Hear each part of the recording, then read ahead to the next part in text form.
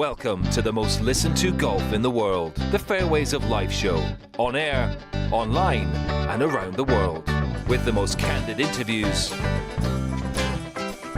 unforgettable stories, taking you beyond the ropes. Here's your host, New York Times best-selling author, Matt Adams. Years and years from now, Mr. Palmer, what do you want the legacy of Arnold Palmer to be? Well, I suppose just that I have made a contribution to the game to help make it a little better.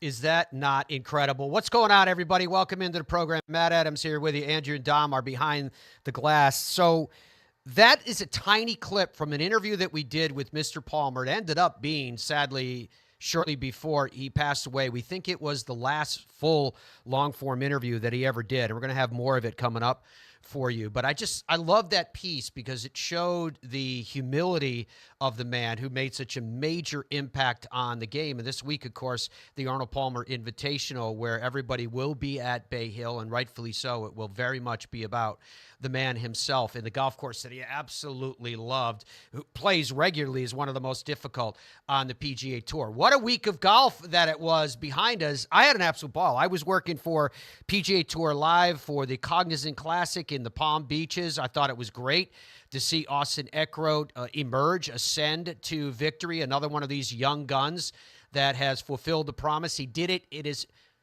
50th start. Can you imagine that? In his 50th start, he ends up winning on the PGA Tour. Joaquin wins again. We're going to be talking about that as well. And we will also be talking about the fact that he is apparently on his way to another major championship. Rex Hoggard on NBCSports.com with that report. Hannah Green wins. She had a 27-foot birdie putt to secure her victory on the LPGA Tour. And what I love about this photo is look at Andrea Lee cheering her on. Fist in the air, cheering her on with that victory. And before we went on the air, Dom, did you end up making this the question of the day, or what did you decide to do? No, I did. It's totally the question of the day. It needs to be the question of the day. And it's an interesting question, which is, should you cheer on your playing partner? Should you be doing that? And how do you guys feel about that? Do you think that if you're a professional tour player and you see something extraordinary happen, like Nick Dunlap had his first ever hole-in-one at the 7th at PGA National, right? First ever on the PGA Tour. And, I saw his playing partners giving him high fives, low fives, congratulating him. Is that okay? I'm not saying it's cheering, but I remember seeing the video from the 1970 Open when Doug Sanders missed that putt that would have won the Open. Of course, then he went into playoff the next day and got crushed by Jack Nicklaus. And you could see, if you ever get a chance to see the video, go on to YouTube, look it up. He spins, Lee Trevino spins in the background away from it. And when I saw him at St. Andrews for the 150th Open, I asked Mr. Trevino, I said, I got to start here. With all the success you've had in the Open, multiple-time Open champion, back-to-back, et cetera. But I got to ask you a question about 1970 because it took place in the property we were walking on. I said, I saw you spin away. And he was like, yeah. He's like, Doug should have walked away. Doug should have walked away and reset and stepped back in and hit the putt. I don't know whether that's necessarily cheering on, but it's definitely reacting to something your opponent's doing that's not going to help you one way or the other. So if you want to vote on the question of the day, log on to the Fairways of Life YouTube channel. When you're there, make sure you subscribe so you're part of our posting. We post content nonstop. So whatever you're looking for in the world of golf to hear from, you're probably going to find it on our Fairways of Life YouTube channel as well. But make sure you subscribe when you're there so you're part of our giveaways and everything else that we are doing. A Tiger was named the recipient of the USGA's 2024 Bob Jones Award. So congratulations to Tiger Woods with the announcement of that. I believe it was their annual meetings at the USGA we're having this week. Now, to this conversation about Arnold Palmer and this incredible impact that Mr. Palmer has had on the world of golf, check this out. He was part of the inaugural World Golf Hall of Fame class, 1974. 95 professional wins, 62 of which were on the PGA Tour, which still stands as 5th all time. He won 7 major championships. He won the Masters 4 times. He was a 2-time Open champion. Of course, he won the U.S. Open in 1960. That was at Cherry Hills. He drove the first green. He won the Bob Jones Award in 1971, the Old Tom Morris Award in 1983, PGA Tour Lifetime Achievement Award in 98, Payne Stewart Award in 2000, 703 PGA Tour starts, 155 top 5 finishes. Do the math on that one for a second. 22% of the time, he was in the top 5. And what's amazing about that is when you realize that golfers don't just retire at their prime, they continue to play. So if you took a stat like that and put it into winning years, which his last win year was 1973, if memory serves, and did it from the time he joined the tour to 1973, that percentage would be even more impressive, is what I'm saying.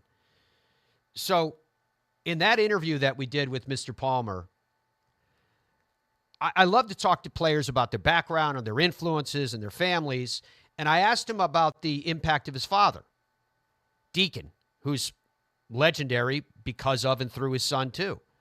And Mr. Palmer spoke about when he was a young kid and he was full of energy and conviction. This is what he did, and his father's reaction was such. Here you go. Well, I was playing in a junior tournament. I was 16, and I was playing pretty good. And I was playing the mayor of Pittsburgh's son, Waddell, and I missed a short putt on the 17th hole, and I turned and let the putter fly, and over a row of trees, and my father was there, and as it turned out, I holed the putt on the last hole to win the match, and I got in the car to go home with my family, and it was dead silent. There was not a sound, and I expected something at least nice going or something. The next thing I heard was the chewing out, and if you ever do that again, you'll never play golf as long as you live in my house. And that was my father talking, and he was very serious. Did you ever throw a club again?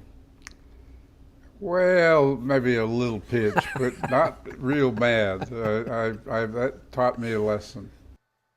Is that great from Mr. Palmer? So the interview just was amazing because we're in this tiny little house that to the left of the 18th green at Bay Hill, his beloved Bay Hill. And I remember it was a typical Florida day, the Sunshine State, and the sun was just beaming. And this house was this little tiny house. It had a galley kitchen. You could tell where the dining table was one time an outside porch. You could see the slate stone, and someone had enclosed it just to give us a tiny bit more space in there for whoever was one time living in this house. And behind it was a little sitting room. You could kind of see it. Andrew, could you go to the picture that you have frozen up on our preview screen? And you can see that room, the space behind Mr. Palmer. There's a clock back there, and there's a little couch and chair, and it's a TV room. That's a room behind him. That's not even the room that we're in. And it was a tiny little room in there. It was maybe, I'd guess, 10 by 10, 6 by 6, something like that. It was small. And we had a high back chair where Mr. Palmer was sitting. And other than that, that was pretty much a house. There may have been one other room, one other bedroom, but if there was, it was tiny. And we could hear, we were there early, had the camera set up and all the rest. It was just one camera on Mr. Palmer. I didn't want a camera on me at all. It was just about him. And we could hear the door jiggling, and we knew someone was coming. It was a little hallway that led down to the front door because the way they had built the garage into the house, into the framing of the house. So the door opens, and it's Florida, right? So the sun comes through, beaming down this dark hallway like a laser beam. And we're wondering, it's, somebody helping Mr. Palmer, what have you. And it was unmistakably his silhouette. And he was coming down the hallway. His movement at this point in his life was labored. But none of us dared ask Mr. Palmer if he needed any help, right? And so he comes to the chair, that high back chair I was telling you about, and he kind of, boom, rumps down into it. And he's sitting there, and you know, our team is starting to buzz around him with things that they need to do, microphones and boom mics and lighting and all that. And he's looking around like this. And at the time, I would venture to say that Mr. Palmer was still probably he was at least making multiple millions of dollars a year in endorsements in his business ventures. If I had to guess, I would say probably 20, 30 million a year. He could live any place he wanted, whatever castle that he wanted for the king. And he just was looking around. And he said to no one in particular, in a low voice, he said, I used to live in this house. And he said, I'm thinking about moving back in again. And it was just incredible. And again, it was a reflection of the humility of Arnold Palmer and obviously the lasting impact that he has left on the game of golf. Excited about the API this week. As to Austin Eckroat and his victory, he won his first PGA Tour victory, as I mentioned, in his 50th start. He did it. Here you go. 25 years, 1 month, and 21 days. He is the first-time winner in 9 events this season in the PGA Tour. Of course, the others, Nick Dunlap at the American Express, Matthew Pavone at the Farmers Insurance Open, Jake Knapp at the Mexico Open at Vedanta. He moves from 94 to number 17 in the FedEx Cup and qualifies for this week's API presented by MasterCard via the Aon Next 10, which I want to get into with you so you can see who's qualified for those categories, not only the Next 10, but the Aon Swing 5 as well. He did hold a 1-stroke lead when play was suspended due to darkness on Sunday and completed 11 holes yesterday in that 2-under mark of 67 to secure his victory. Becomes the youngest tour winner this season and youngest since Ludwig Oberg, 24, at the 2023 RSM Classic. He finished number 3 in the inaugural PGA Tour University rankings in 2021, earning direct access on the Korn Ferry Tour after completing his college career at Oklahoma State, becoming the second PGA Tour University alum to win on the PGA Tour, joining Oberg. That point about him being the youngest as a tour member, I think that the qualification should be made there to add to the notes that I have received. He recorded 4 top 10s and 32 starts during his rookie season on tour. Last year, his previous best finish was tied for second at the CJ Cup at Byron Nelson. He improves to 1 for 2 when holding a 54-hole lead or co-lead because of the aforementioned. He led the field in total birdies with 23. Very, very impressive indeed. Okay, so after he finished up, he had a chance to address the media, and the question that has to be asked, just first PGA Tour win, to do it in as few starts as he had. How are you feeling? Yeah, I'm really not sure how I feel yet. Haven't really settled down, but just super excited, and I've been waiting for this moment my whole life, and I really don't have a whole lot of words for it right now, but super excited. Yeah, I mean, he's the one that got me involved in the game, my dad is, and he's been my swing instructor since. He might be, I'm the second most excited person in the world right now. He's definitely the first. It's just been, it's been our dream, his and I's together since I was, 3, is playing professional golf and winning it on the PGA Tour. So it's just a dream come true for both of us, yeah. I think 15, with where the wind direction was and the number I had, it wasn't that uncomfortable for me at that moment. Where if I would have been struggling with my ball striking, I think that would have been really one. But having to hit 3-wood today on 16, I didn't really love the idea of that because I'd been hitting 3-iron all week, and then the wind direction was different this morning. It was into the wind, so I felt like I needed to hit 3-wood, and that was just a little uncomfortable. But definitely the shot on 17. 17's the most, scariest tee shot I think of the year. I mean, it's a tough one. You looked cool and calm throughout that stretch. Is that how you felt on the inside? No, I was shaking my boots from the moment I got out here this morning. So, I just try to keep a calm demeanor. I think I do pretty well at that in all aspects whenever I'm playing bad or good. But I definitely didn't feel calm on the inside, that's for sure.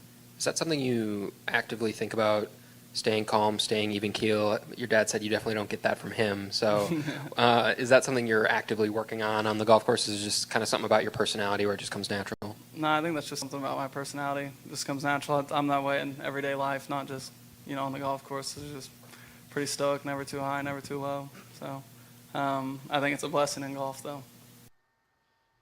Really cool. Very, very cool indeed. Congratulations to Austin Eckroat. I had a chance to meet him a couple years ago now, at the College Golf Showcase, which was held out at Scottsdale National. It was put on by PXG. Really, really good kid. Really, really solid guy, and delighted that he has had that victory. I want to hear from Min-Woo Lee as well. Here, tie for second was Eric Van Rooyen, who finishes with that 63, which was incredible. And then Min-Woo Lee shoots that 67. But before we jump to him, Dom, let me jump back over to you and find out, are you getting any comments back on the Fairways of Life YouTube page? And the question of the day, which I'll allow you to tell us what it is by your phrasing. Yeah, the question of the day is quite simple. Should golfers cheer on their playing partners? Andrew, put that picture back up of Andrea Lee cheering on Hannah Green after she made that. She basically made a 30-footer on the last hole to win the tournament. Mm-hmm. And you can see her playing partner, who's clearly not going to win, like, yes, way to go. Should we be doing that? Right now, it's 81% are yes, which is, I got to be honest, kind of surprising. I thought people would be a little bit more competitively angry about it, but I guess not. Yeah, but I mean, at that point, I don't know what would have kept her from winning that event. I honestly don't know. She won by what, 5 strokes? So at that point that she makes a 27-plus foot putt to kind of put the cherry on top of the sundae, why not? Why can't you be happy for someone else's success, Dom? You don't have to be so miserable. Well, I mean, you can, but a lifetime of playing and watching sports, it just feels weird to me. It just feels. I mean, what you're in the NBA finals and you're the guy your guarding hits a 3. It's like, way to go, man, nice shot. Now we're losing. It's like, what? It doesn't make any sense to me. Just saying. Even that. I'm wondering if there isn't some mumbling that you don't hear, that someone's like, hey, nice basket. Whatever. We'll see. I think there's 81% disagree with you. I think there's a difference between sportsmanship and cheering. I guess maybe I didn't make that clear. I do think there's a divide there. Yeah. There's a difference between being a good sportsman, like, hey, way to go, you guys beat us in the title game, but we'll get you next time. You don't think Jack Nicklaus ever said nice putt to somebody? I don't necessarily think Tiger did. No comment. Fair enough. All right, so Min-Woo Lee shot a final round 67, ends up in a tie for second. I just think that the sky's the limit for Min-Woo Lee, and this is what he had to say afterwards, reflecting on what just took place. Yeah, really proud of the way I handled myself this week. Obviously, bad swing on 5 when I made a double bogey on the par 3, which stung. I was off to a hot start there, and that kind of put me back. So to finish like that and to start after the rain delay like that, really good moment, and pat on the back, and looking forward to the next couple of events. Thinking about that. My manager Brent, signed me up for that yesterday, and I saw it on the email. I know he tried to do it on the low, but I did see it, come through the email saying, I was signed up for it just in case. I think it was a solo third, so I knew that before last night that I needed to play like that, and it's amazing. I mean, I was thinking about it coming down the stretch, and just obviously thinking about the win, but it was a really proud moment today. All right, so just before we run the break here, Dom's already yelling at me, we need to take a break. I do want to take a look at the Swing 5, and I do want to take a look at the next 10, because these are players that have earned their way into the signature event that's going on this week, the Arnold Palmer Invitational. In the next 10, now the only thing, I think one of the things that they need to look at with this is that if you've won, you are going to be exempt into these signature events, then I think that the next 10 should not include players who are already exempt into it otherwise. So you get more players into it, right? It gets more opportunities. But there you can see the next 10 and the list of players that have secured their way into the Arnold Palmer Invitational this week. And then there is also the Aon Swing 5. And these players you can see, Sami Välimäki, there you see Min-Woo Lee, C.T. Penn, Steven Yeager, and Justin Lauer, who was a guest on the show just a couple of days ago, has earned his way into playing at Bay Hill this week. The Fairways of Life show is presented in part by the PGA Tour Superstore. They are the #1 golf retailer, coast to coast. If you need it, it's in their big, beautiful stores. Whether you swing it, whether you wear it, whether you need to learn from it, and you will be with pros. Shop with the pros at the PGA Tour Superstore, your happy place. Relax. Easy now. Find your happy place. It's all in the hips. Just tap it in. Yes! Find the latest clubs and apparel at Golf's happy place, the PGA Tour Superstore. In Ireland, golf is more than just a game. Come and experience our world-famous links courses and our world-famous Parkland courses, all set alongside world-famous scenery. And visit our world-famous historic sites. And while you're here, enjoy our world-famous hospitality. Fill your heart with Ireland at ireland.com/golf. It screams. It tracks. It's soft. It reacts. It is the Bridgestone Tour B with a game-changing reactive cover designed to spring faster off your driver and stick longer to your wedges. Try Bridgestone's Tour Bs, the Tour Ball reinvented. The Gen 6 iron is a culmination of everything that we have learned as a team, the absolute best golf club I've ever hit. It's something special. Say hello to the new PXG Gen 6 iron. The longest, most accurate irons we've ever made. They go higher and farther than any iron that I have hit to date, and they're so easy to hit. Super excited for the consumer to try these. They're gonna love them. PXG, nobody makes golf clubs the way we do, period. Baseball? Nah. Football? Done it. I think I'm gonna go after the PGA Tour. Bo, you're gonna need the right equipment company. I think I got that. You know Tour Edge backs all their clubs with a lifetime warranty. I know. They ship all their premium custom clubs in 48 hours. I know. All their premium clubs are hand-built in the USA. I know. You know Tour Edge has won 35 times out here. Guys, I know. Pound for pound, nothing comes close. Boyne Golf provides the ultimate world-class golf destination with 10 championship-caliber courses spanning 3 resorts.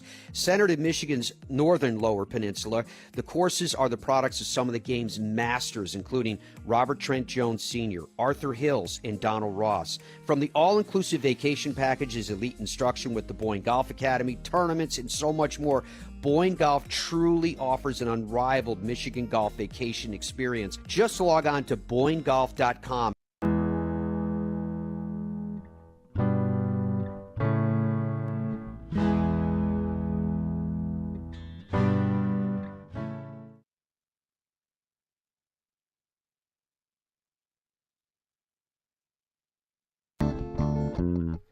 Welcome back to the Fairways of Life show. Pleasure to have your company from wherever you are joining us. Matt Adams here with you. So during the entire break, Andrew and Dom were arguing over the question of the day.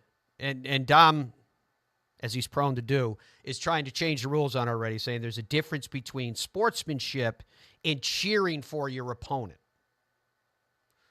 What's the percentage now of people coming back going, oh, it's okay, it's all right to tell somebody they did a nice job? 84% are saying yes, Yeah. it's okay to cheer on your playing partner. A cutthroat competitor that is Dominic Scarano is dead set against it. I wouldn't say that. I'm just saying I don't understand. I probably should have said something between sportsmanship and cheering, because I really do believe those are two different things. Being a good sport, you know, you're playing a basketball and someone makes a really good shot over you. It's like, it's a good shot, man. But if that shot was to win the game, yeah, no, you're not getting anything from me. Well, what if the opponent was already up by 30 points? What if you had no chance to win the game? Then you're definitely not getting anything from me. I mean, that's a hard pass there from me. I don't think I'm overly competitive. I think I'm regular competitive. I'm very regular. What's interesting with you, Dom, is you do your question of the day, and it's clear that you have a preset view of how it's going to come back. Because when I ask you, like, what's going on, you could tell immediately because you're always like, I can't believe it. I'm so surprised. 84% of people are decent and say, yeah, it's okay. It's all right. There's nothing wrong with it. 85% now, by the way, but yeah. 85%. No, I do have a preset. I do. I always type the question. I'm like, I know what the answer is to this question. And then the answer is always something And oftentimes different. you don't know what the answer is to that question. All right, so Gary Woodland, too, speaking of feel-good stories, which probably aggravates Dom, I don't know. Gary Woodland was named the recipient of the Ben Hogan Award by the Golf Writers Association of America this year in his march back from his recent brain surgery. Now, as to that LPGA victory, Hannah Green was able to secure that victory with that putt on the final hole. It was over 27 feet long. It secured her 4th win on the LPGA. And when she got done, she was explaining to the assemble just how excited she is with what she had secured.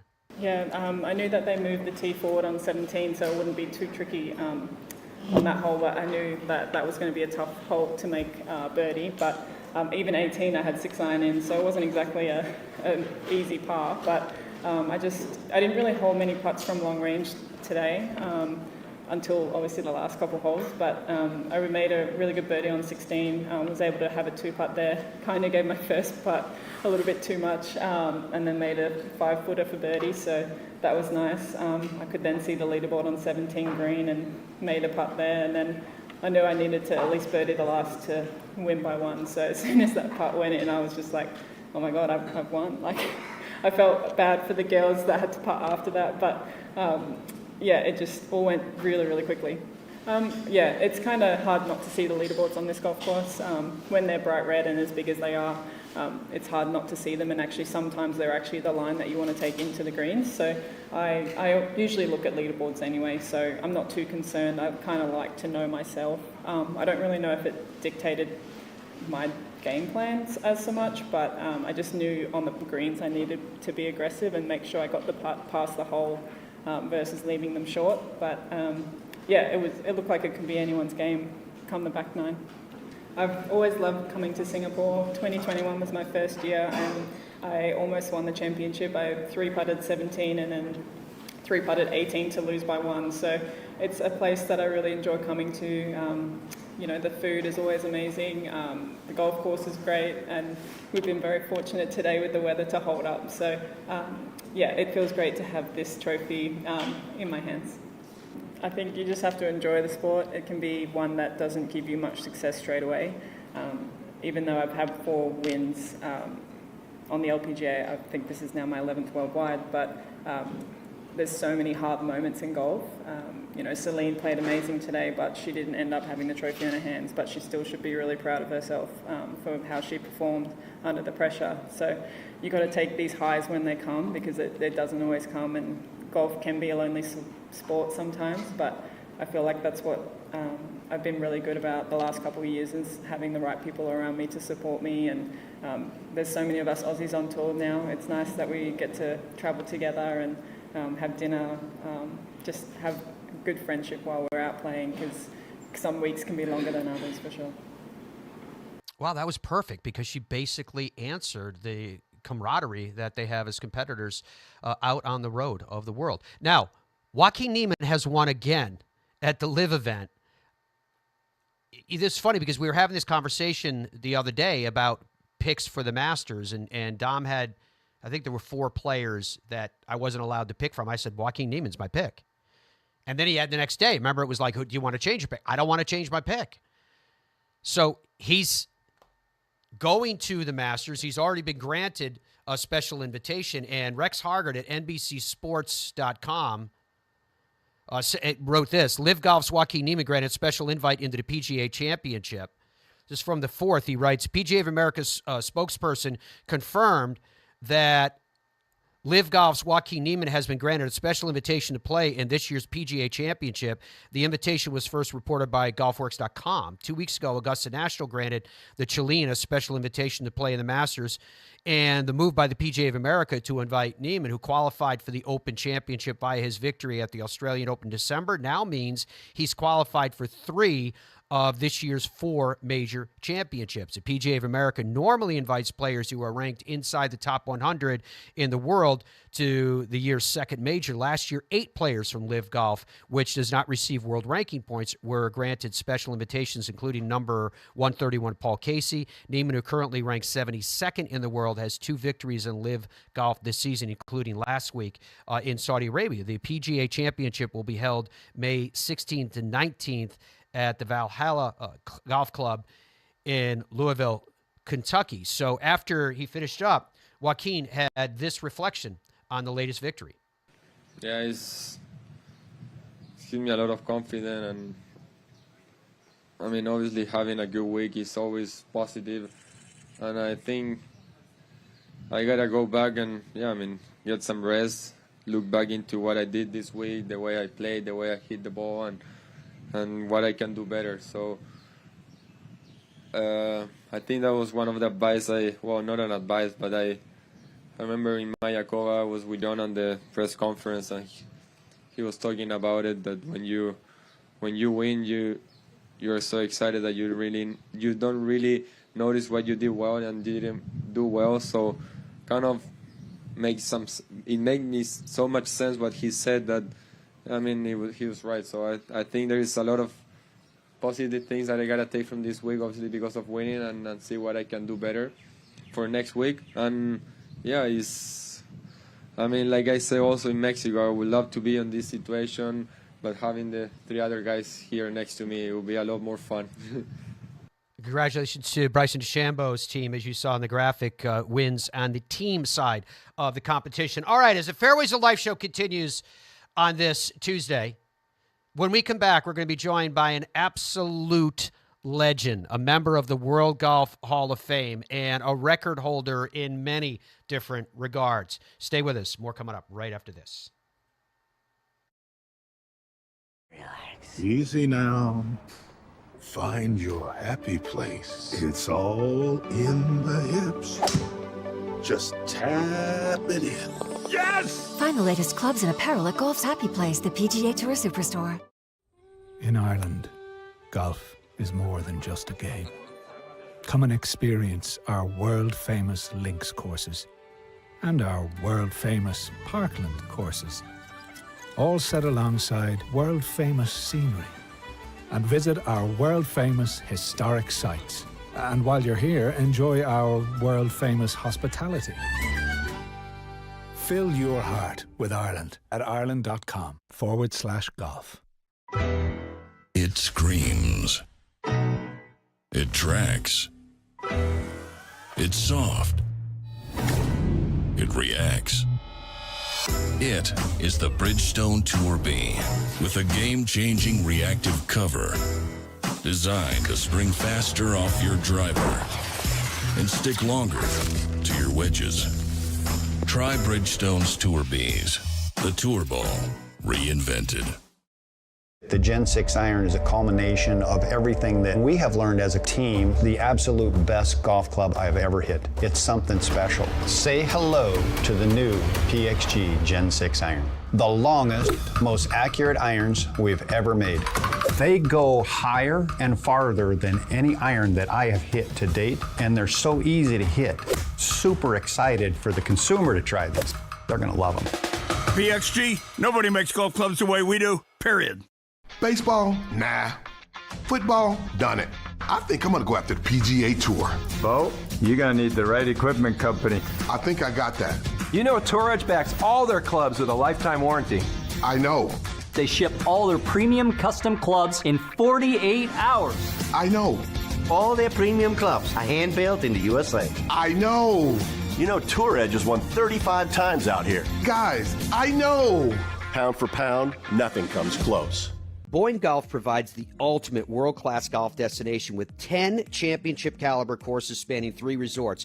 Centered in Michigan's northern Lower Peninsula, the courses are the products of some of the game's masters, including Robert Trent Jones Sr., Arthur Hills, and Donald Ross. From the all-inclusive vacation packages, elite instruction with the Boyne Golf Academy, tournaments, and so much more, Boyne Golf truly offers an unrivaled Michigan golf vacation experience. Just log on to BoyneGolf.com.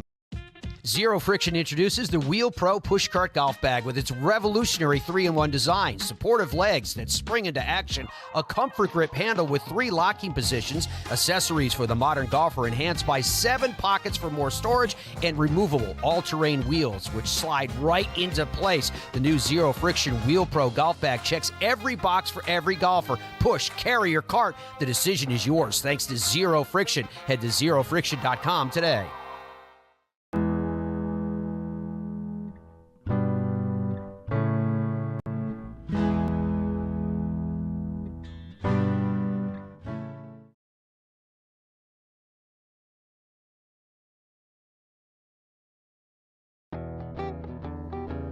Welcome back to the Fairways of Life show. 87% of you are saying that it's okay to give a little support to your competitor. Somebody on social media wrote to me and was like, Matt, she made that putt to win by 1 over Celine Boutier. I know, but the one that's cheering for her was 5 shots behind. Andrea, it's okay, because that was a great putt by Hannah Green. But anyway, 87% of you currently are saying, no, it's okay. I am absolutely pumped for our next guest. He's a member of the World Golf Hall of Fame. In his career, ready for this? He has 123 professional victories, 42 European Tour wins. That's second all-time. 46 PGA Tour Champions wins, first all-time. Passing the unpassable Hale Irwin. That gives it away, right, that it's Bernhard Langer coming up. A 2-time Masters champion in 1985 and 1993. A member of 10 Ryder Cup teams with a record of 21, 15, and 6, winning 24 points overall. 2004 European Ryder Cup captain, and that was a 18.5 to 9.5 victory. That was against Hal Sutton at Oakland Hills. He was captain of the U.S. side, obviously. Bernhard has 512 European Tour starts, 326 PGA Tour starts, 341 PGA Tour Champion starts, and that's 1,179 starts since he turned professional in 1972. This is a player that has won for decades and decades and decades. It's an honor. It's a pleasure to welcome Bernhard Langer to the show. So, Bernhard, first, let me start with, how are you feeling? How are you healing up? Good morning, Matt. I'm feeling great. My surgery was 4 weeks ago, and I'm doing very well. Everything is going according to plan, or even better.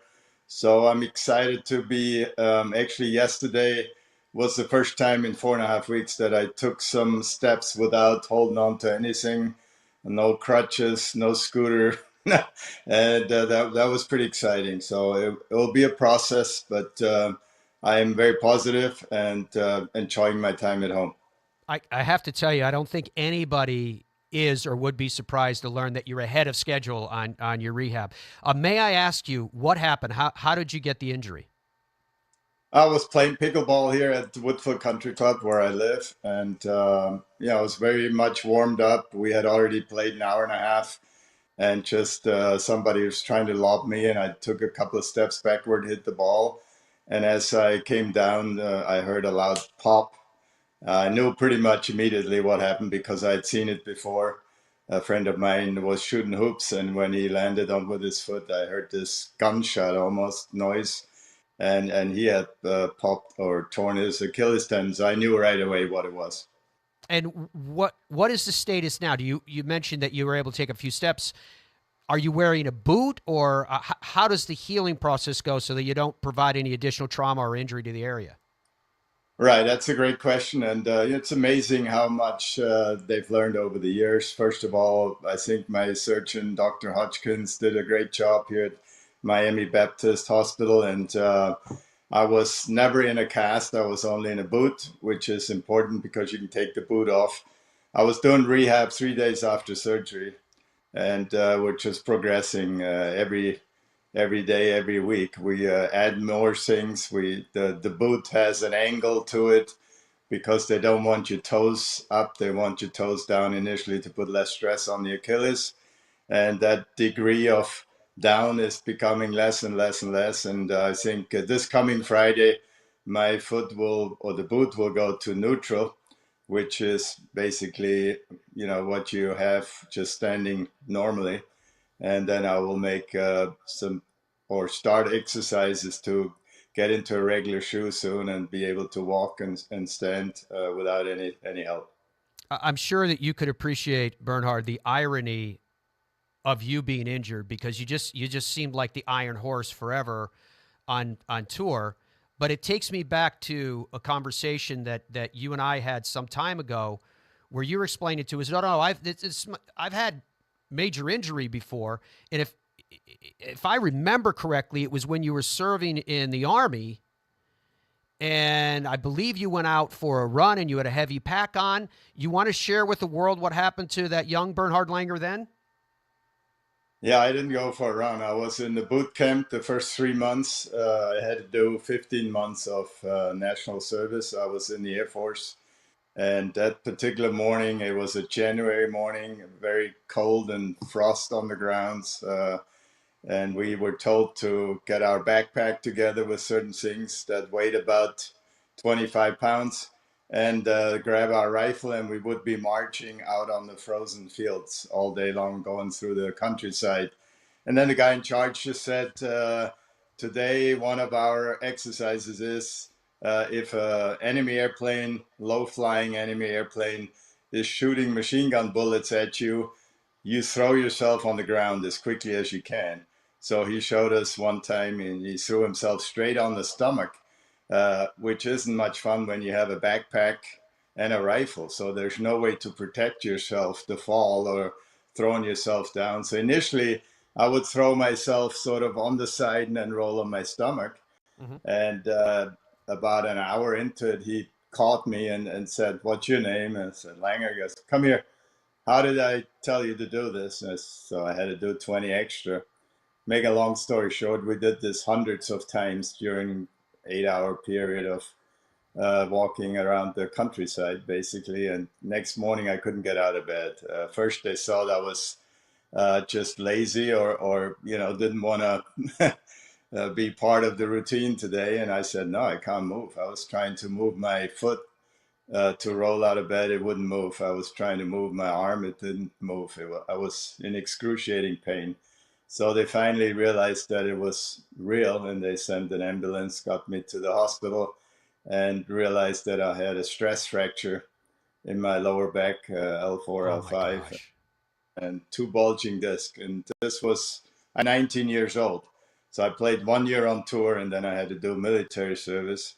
And now I got this injury, and I thought, well, I'm done. I'm never going to play professional golf again. You can't hit thousands of balls with a stress fracture and bulging discs and stuff in your lower back. But after 6 weeks of being hospitalized, I came back, did some rehab, and eventually got better, not having surgery. So that was amazing. And I did have many occasions during my career when that lower back acted up till I met a doctor in a Pro-Am at the Munich tournament on the European Tour.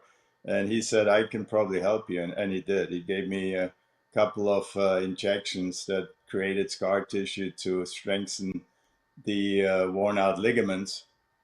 And ever from that point on, I've hardly ever had back problems. And this is 25, 30 years ago now. So I was very fortunate to run into the right guy at the right time. Absolutely fascinating. There is another sad irony with your most recent injury and surgery too, of course, and that relates to the Masters. This was going to be a grand year for you, Bernhard, and now, of course, you are laid up. Surely you'll be there for the dinner on Tuesday night. But I'm just curious about where your heart, where your mind, where your emotions are now with what took place and how that impacts your plans. I as I said, I'm a very positive guy. I look at the bright side of life, and I will be just blessed to be at the Masters, be part of the dinner, and visit with some of my sponsors, hang out with my family, and just enjoy the tournament from a different point of view, where you don't actually hit a shot, but still take it in, soak it in. So that's the good thing. I should be able to walk at that point in time, but not be able to play with competitive golf. I should be able to chip and putt and hit a few balls, but I wouldn't be ready. So that's the goal. I also plan to play my last European Tour event in Munich. I grew up near Munich. This is about an hour away from where I grew up. That's going to be in, I believe, end of June or July. So I should be able to do that to basically say my farewell to the European Tour, the regular tour. I might still play a few senior events over there. And so it was a big year. I'm also exempt into the US Open at Pinehurst by the way of winning the US Senior Open last year. And that's still questionable whether I'm going to be participating or not. So we will do the best of it, but the goal is to heal up 100% and then come back whenever I'm ready and still enjoy a few more years on the Champions Tour, which is a great place to play golf. I hope you do enjoy those years, because when you enjoy those years, we enjoy getting to see you play. More with the legend that is Bernhard Langer right after this. I guess hello world, huh? And with one subtle hello, Tiger began an amazing and unthinkable career.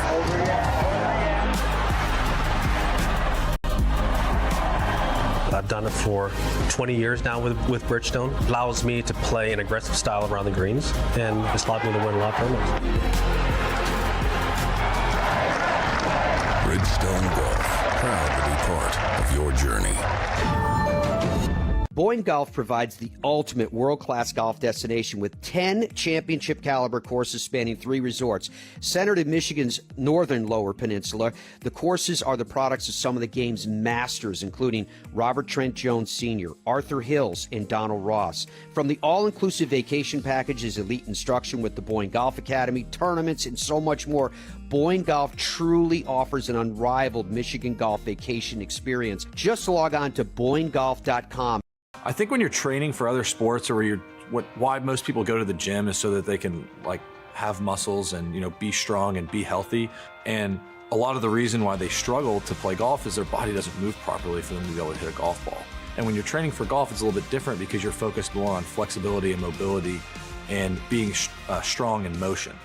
When you're able to kind of have a warm up and have a workout routine and kind of gradually build up to where you're training your body to move properly, yeah, you're going to get a lot of big dividends on the golf course. Easy now. Find your happy place. It's all in the hips. Just tap it in. Yes! Find the latest clubs and apparel at Golf's Happy Place, the PGA Tour Superstore. What if we started a company and the company was under no time constraints, no financial constraints? The one constraint is their clubs had to be exceptional performers and much better than any other alternative. I was told time and again it'll never work. It worked like a house of fire. And I'll tell you what, I think our customers love it. BXG, nobody makes golf clubs the way we do, period. Stride by Zero Friction, the first of its kind personal caddy. Walk in comfort and style with Stride's remote and follow me technology. The Stride handles almost any terrain, and its 54-hole range will last all day. The lightweight design and removable front wheels makes it simple to handle. Plus, it easily fits golf carts. Order yours and save. Visit zerofriction.com/stride or scan the QR code to order yours today. Stride, your personal caddy.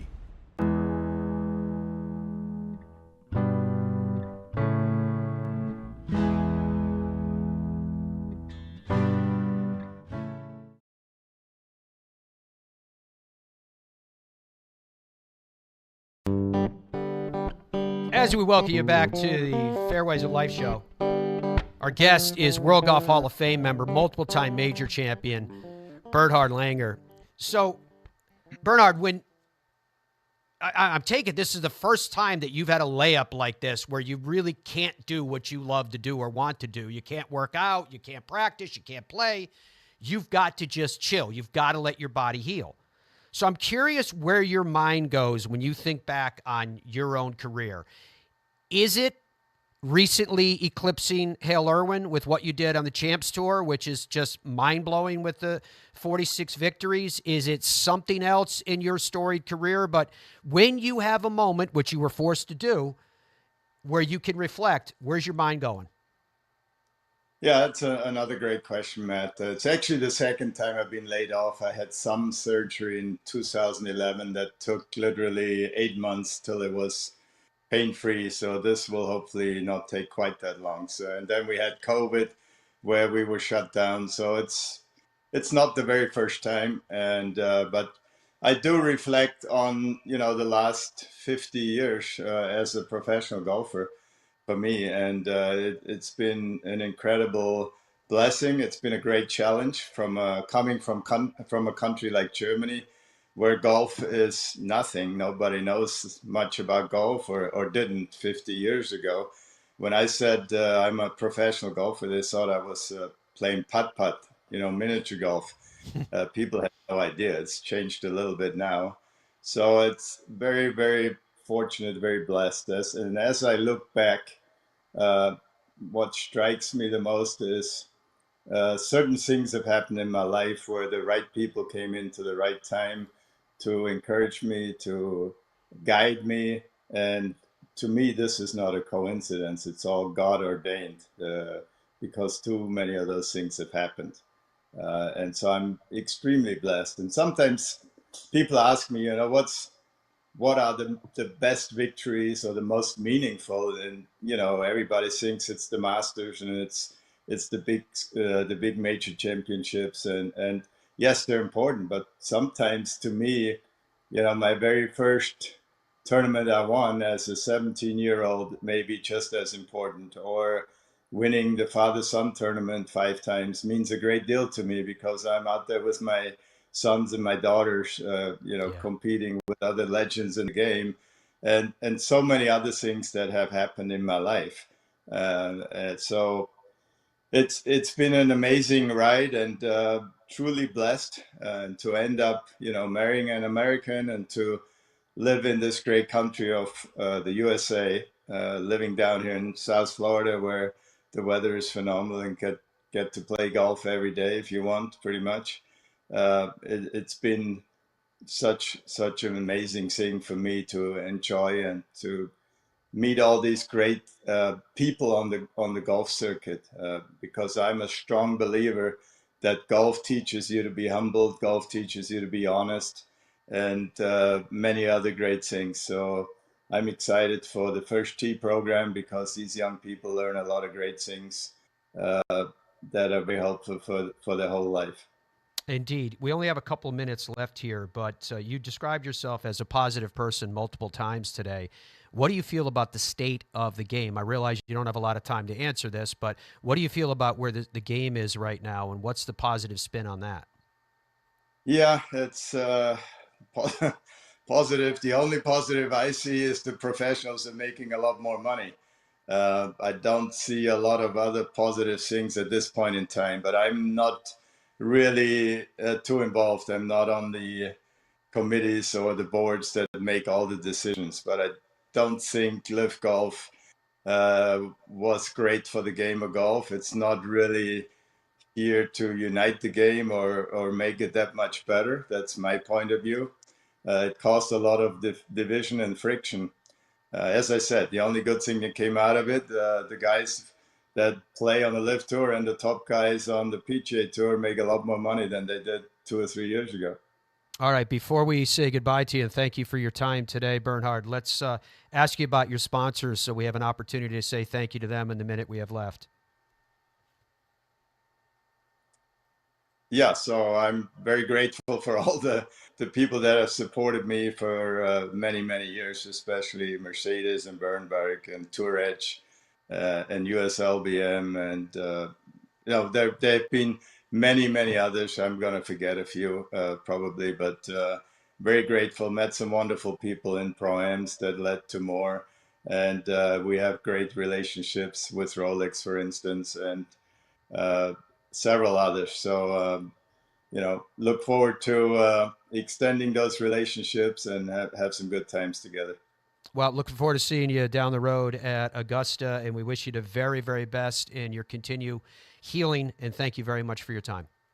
My pleasure. Thanks, Matt. All the best. It was good to see you. Okay, Dom, this is your opportunity.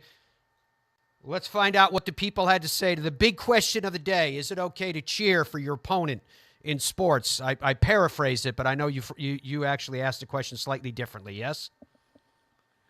I did. Should golfers cheer for their playing partners? And right now the answers are coming in. I think officially it's at 85%. I think I affected those numbers. I feel like people are voting against me right now. Well, yes. I think there's a difference. I think there's a difference between sportsmanship and cheering. I really believe that. If your opponent if your opponent makes a hole-in-one, that's great. It's a big moment. But if they made a hole-in-one to beat you, no thank you. Not getting a high five from me. There you go. That coming from Dom. So coming up this week, it is the Arnold Palmer Invitational Week. And don't forget that the clips that we were showing you of Mr. Palmer in the interview that we did with him, you can find that on our Fairways of Life YouTube channel if you want to watch the whole interview. We do hope to feature the entire interview this week. We'll let you know because we still have more Hall of Fame members coming up. And what you may find of interest here, not just Hall of Fame members in the world of golf, but those who've come from other sports that are very much impacting the game of golf right now. Thank you so much for your company, folks. Always a pleasure to spend part of the day with you. We'll be back with you again tomorrow. Until then, goodbye for now.